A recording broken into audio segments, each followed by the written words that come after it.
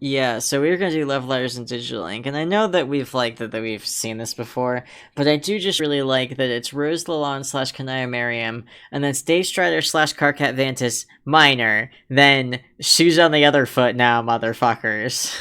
I In the know, I love relationship tags. that. Also, Just technically, chef's there's kiss. Porum and Roxy, which it doesn't get the relationship tag, but they're definitely in a relationship. Yeah, or at least And yeah. they do sex a few They times. do hook up. All right. I don't think we have any specific tags for this chapter, and it's teening up anyways, mostly for swearing. Nope. Yeah, So, exactly. I guess we've got Rosemary conversation, and then I'm doing Dave, and then we've got a lot of Rose. So, Anna, I hope you Yeah, have a drink. with I some do not, but I will be. dialogue in there. There's Uh, okay. oh, is it Roxy? Yes, Yes, there's some Roxy in there. I can do Roxy. and then there's Or some Kanaya. and then there's some Kanaya. Okay. Um, I can do both of those. That's fine. I can do Or you Roxy want if to you you don't want to do wanna. Roxy? Yeah, yeah. Why don't you do Roxy? That would make more sense. Okay. Cool. Well, whenever you guys are ready.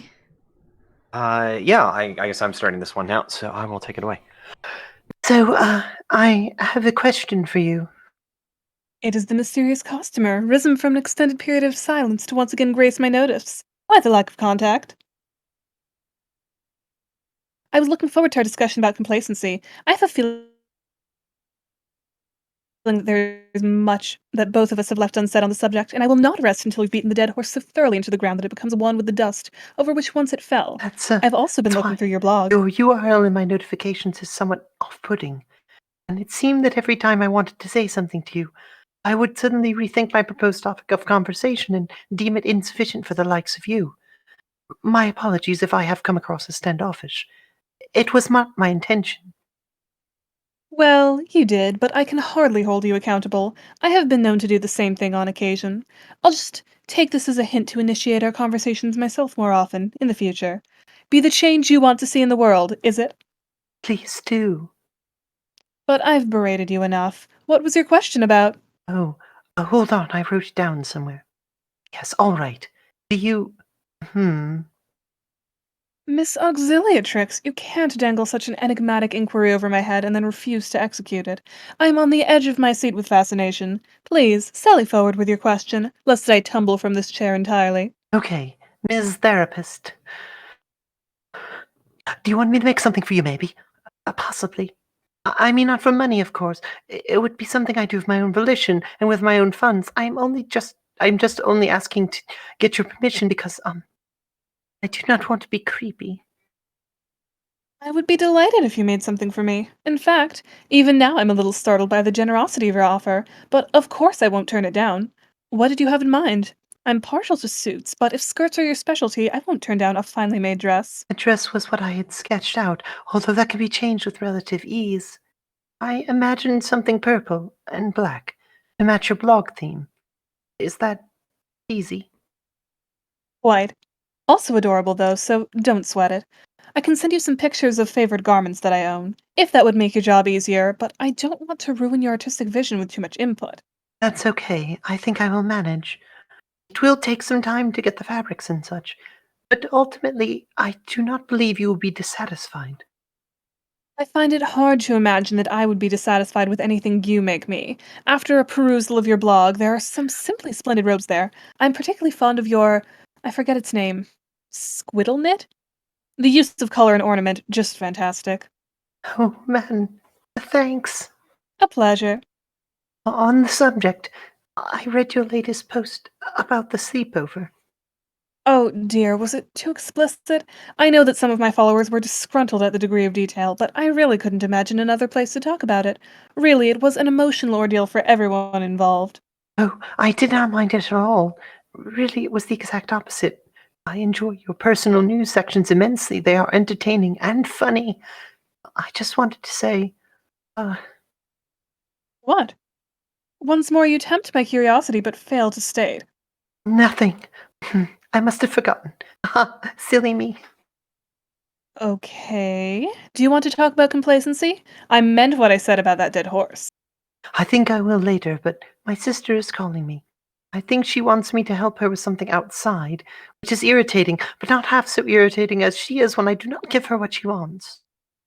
God, do I know the feeling. Roxy won't leave me alone until I give her what she wants. It's infuriating, isn't it? It is irksome insofar as she is quite inconsiderate of others' time, charming insofar as I am flattered that she desires my presence with such frequency and vigor. Golly, do you have a good attitude about it? I suppose you're right. You'd best go talk to her. Righto. I will talk to you again, maybe. Miss Therapist. I'll hold you to it, Miss Auxiliatrix. What? Oh, Jesus. I think you talked more about Kanai in the last post than you did literally anything else. Which I guess is understandable. I mean, some of your followers might have been doubting your inimitable gayness. Can't have that now. Ramp it up to fucking 11 is what I say. Make it impossible for anyone to doubt the depth of your longing attraction to Kanaya Merriam. Fucking bury us in that shit. Compose essays on the color of her eyes. Write poetry about her arms. Like, shit, you're halfway there. Now all you gotta do is get up close and personal with her to make sure your followers really get the KM experience, you know? Write a dissertation dissecting every aspect of your first date.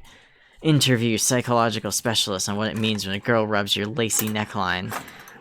Post a video of your first kiss. This is how sex tapes happen, Lalonde. Rubs your lacy neckline sounds obscene. Yeah, that's the point. Well, you weren't responding, so I had to take matters into my own hands. And anyway, I haven't been talking about her that much. It's personal news. I can get up close and personal. Yeah, okay, but, and this is a quote from the post itself. It was unquestionably the most erotic moment of my life. Lalonde, I'm your fucking cousin. I don't need to know that shit. I can't talk about the important issues on my blog, then where can I talk about them? Repression of free speech is the first step to the failed democracy, Dave. And sometimes exercising one's right to free speech means talking about hot girls on your occult blog. Them's the breaks. Democracy is literally going to die if I don't let everyone know how gay I am, Rose Lalonde, 2K16. I'm glad we're on the same page here. Besides, you'd be surprised at how therapeutic it is. Have you tried talking about your emotions? I think that a lot of your problems with expression could be avoided if you made full use of the anonymous speech platform you've been given so generously and freely provided.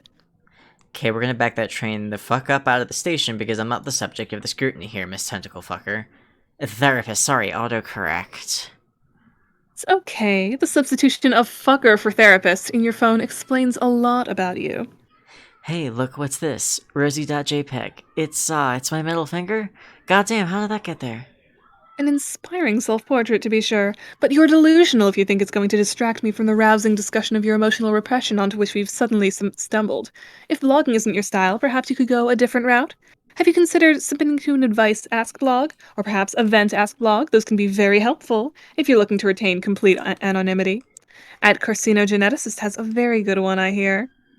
Nope, don't need that shit. You provide all the bullshit psychoanalysis a guy could ever possibly need. Who needs to read insightful books about gender and sexual orientation when you've got a cousin ready to tell you about how all your dreams are actually about dicks? I really lucked out in the genetic lottery, didn't I? Say all that you want, Dave. I'm impervious to your ribbing. My psychoanalysis is razor-like in its accuracy. And if you don't recall, I happen to have a very special Dave Strider original quote saved in my phone. I think it's fitting to submit to your consideration here. Ahem. Look, wanting to fuck Poe Dameron doesn't make you gay, it makes you a human being with functional eyeballs. Get off my ass. Dave Strider, 2K16. I stand by it. All I'm saying is that Daisy Ridley, who was his co-star, is the real peak human of human attractiveness. I certainly was not immune to her charms. Okay, yeah, sure, Daisy Ridley is fine at AF, but I don't think you're getting me here. Dave, I'm a lesbian. No matter how much you argue, you realize that it is literally inconceivable to convince me that Poe Dameron is anything more than, on a basic and platonic level, aesthetically appealing, which indicates something about you. No, it doesn't. Even ask John, okay? He's literally the straightest guy in the world. He'd agree with me. And Dirk agrees with me. Dave, Dirk is gay. Well, no fucking shit, Lalonde, I know that, but... Look, okay, it's the principle of the thing, right? I'm going to choose this moment to exit the conversation and leave you to stew in the bemused smorgasbord of your emotions, desperately reviewing your previous remarks and starting to favor the niggling doubt in the cookies of your heart about your supposed heterosexuality. I will only say this. Statistically, it is twice as likely for the second, third, or fourth child in a family to be gay as it is for the first. Given Dirk's orientation, what might that suggest? Cockles. What? Cockles. What the fuck is a cockle? Holy shit. Does someone actually write out that word in a dictionary and then nod and go, yup, sure as fuck looks like a goddamn serious word no one could ever find. That ridiculous. Sigh. Here's that URL I recommended again. Please consider it. At Carcinogeneticist. Goodbye, Dave. Cockle you later, Rose. Date: June 13th, 2016. Weather: sunny. Mood: peaceful. News: my dear friend at Ectobiologist has mailed me a pendulum, writing in the attached note that he thought I would like this because it's supposed to, do a bunch of spiritual stuff that would be really cool. It should be noted that I don't really do pendulum readings, nor do I know how, but the gesture was touching and kind regardless. I think I will endeavor to learn how in the near future, to make good use of John's gift. It would be rude not to, I think. It's a lovely thing, with an amethyst stone, perhaps a reference to the color of my type. I have been looking around for pendulum blogs to follow and learn from, so if anyone has suggestions, please drop them below. I think that the more we can educate ourselves on each other's spiritualities, the more we can improve our own. Who knows, maybe I'll discover an affinity for the practice. Or maybe I'll just try it, find I don't favor it, and have a very pretty crystal for my collection. There are virtually no downsides to having more artifacts in your collection. I have performed another tarot reading to calm myself and satisfy an introspective mood that overcame me earlier today. Only one card this time. More seemed excessive. My results were thus: the Hermit, meant to represent deep thought, isolation, evaluation, and the workings of one's subconscious. Personally, I like to think it has some links to psychoanalysis, but then that is only personal. You can make of my interpretation what you wish. I have been thinking more about psychoanalysis lately. At Turn at TurnTech Godhead. In light of certain at TurnTech Godhead conversations at Godhead. It seems to be at odds with spirituality, psychology, doesn't it? But I don't find this to be so. In fact, if you read books by Freud and Jung, they even explain why some people are more drawn to spiritual phenomena than others. I have linked my favorites below in the post, if anyone is interested. Now, on the subject of the grand ritual, which has suffered much discussion but is apparently still a vague concept to some of my readers.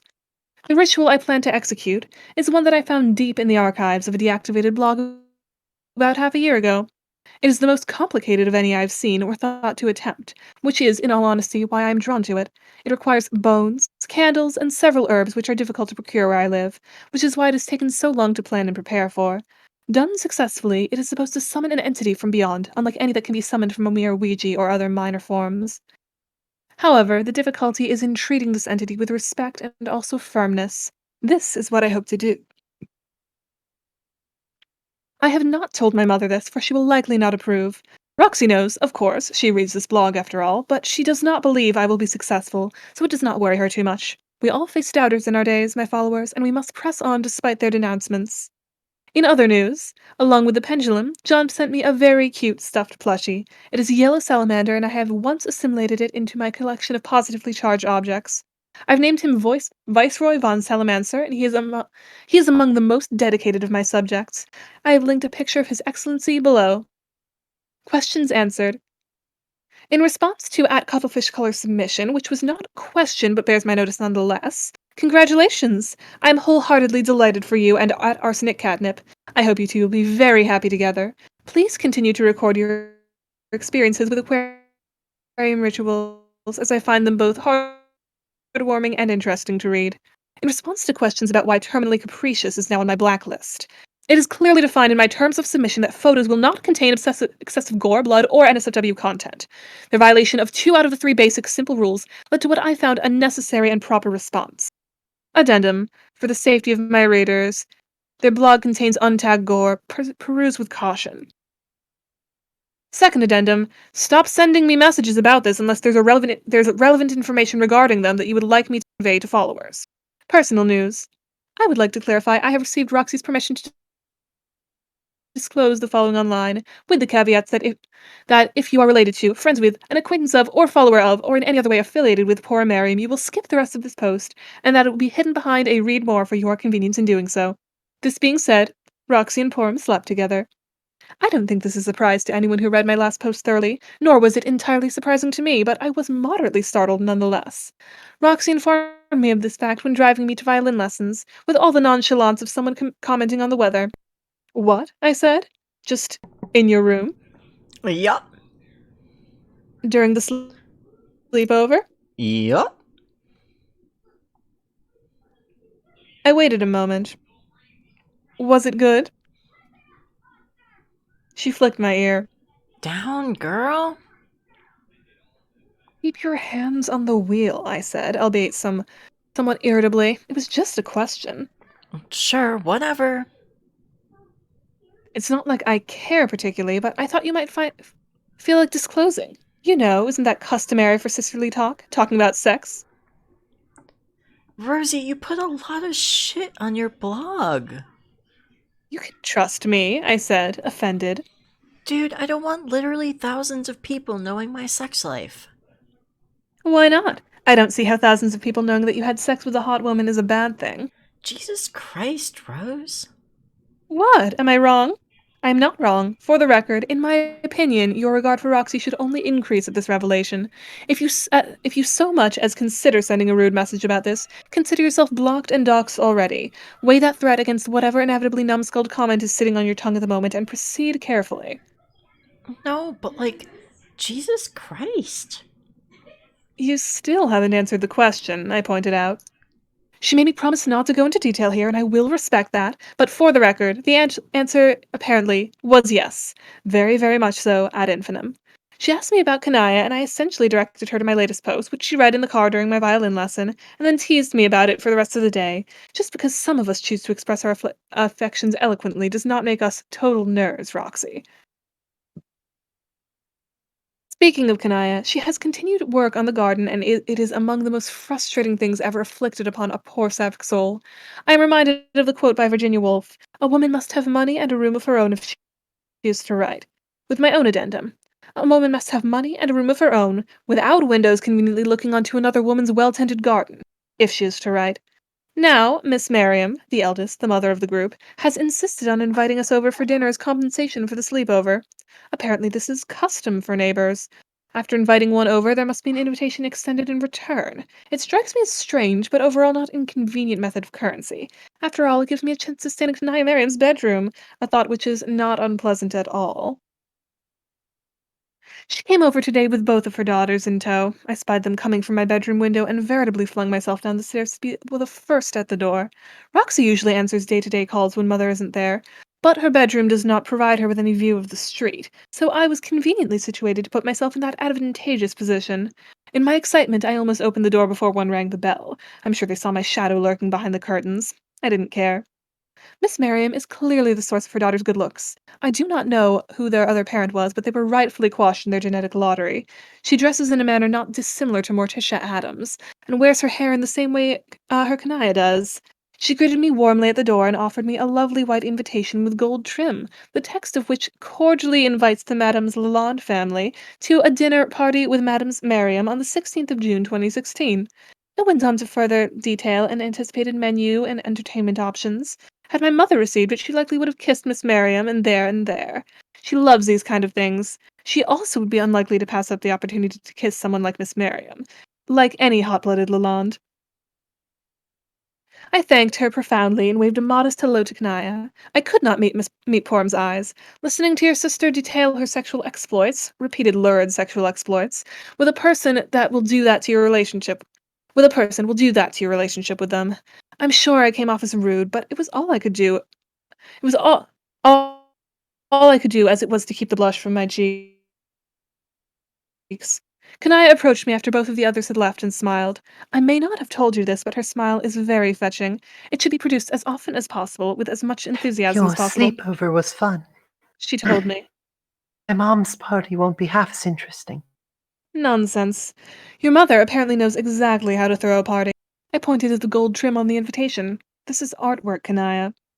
It's silly a note for compensating. she said hotly, looking at her shoes.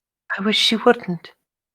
Exactly how I feel around my mother. Fortunately for you, yours is actually a woman of class, Mine isn't women of entirely too much pomp and airs. she complained. Yours is fun to talk to. The only solution is to spend as much time around each other's mothers as possible, Reasonable. and, by extent, each other, Really? obviously, Seems logical. she said, and it was a victory, although she was still blushing. Seems very logical. Thank you. Do you want to come in? I opened the door wider. My mother isn't here, but I trust there's something to do anyway. That would be nice. She called for her sister and informed her of the plan. Porp smirked and made what I think might have been a lewd gesture. I wouldn't know, I was deliberately not looking. So Kanaya came in, and after a bit of bumming around the house, we settled on making cookies together. Kanaya is much better at baking than I am. Although I have attempted it in the past, there's something about food preparation that simply doesn't work for me. The debacle ended with me sitting on the counter and watching her use my kitchen to its fullest extent. I will tell you what I saw, and try not to be biased in my observations. She was wearing a lime green sundress with a pink ribbon tied at the waist, and a black choker around her neck. At one point she spilled a bag of flour, so there were streaks of white in her dark hair and skin. She moved purposefully around the kitchen, more intent than I'd ever seen her. At one point she started making notes on my mother's recipe and would carry the pen she used either behind her ear or between her teeth, for her tongue would on occasion dart out to trace it. These are my observations. The cookies themselves were delicious. She hopped up on the counter beside me to enjoy them and ate hers slowly, nibbling around the edges and licking at the melted chocolate chips in the middle. It was very cute. Do you bake often? I was curious. No, but my mother does. She used to work in an assisted living facility, and apparently she liked bringing treats for her charges. I always enjoyed them. Another reason your mother is objectively better than mine. She takes care of the elderly. She can bake. I corrected her. Do you remember my mother's pizza? It was well grated cheese. It was pathetic. I think she deserves some credit. At least your mother does something important. She's a scientist. Yes, but But what? She's sharp as a knife, and she cares very much for you and Roxy. well, she could stand to show it, I said, trying to come off as cross but not immaturely so, and slid off the counter. She does. Agree to disagree, I said lightly, and then helped Kanaya down from the counter. You'll take these home, of course.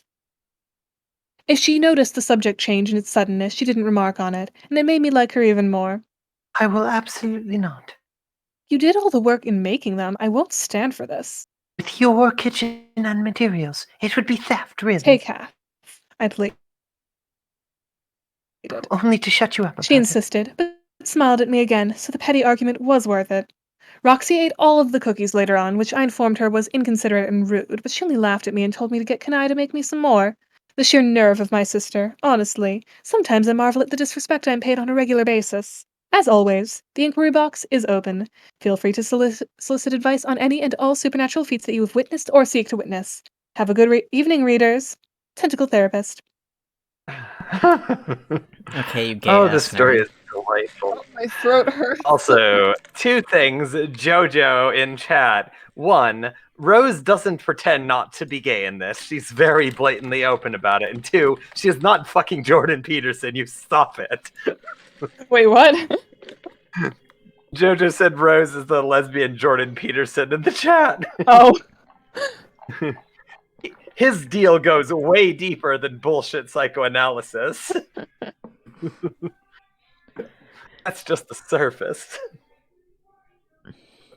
Rose's blog is embarrassing though. Stop posting all this shit It about is your so life. Holy embarrassing. shit.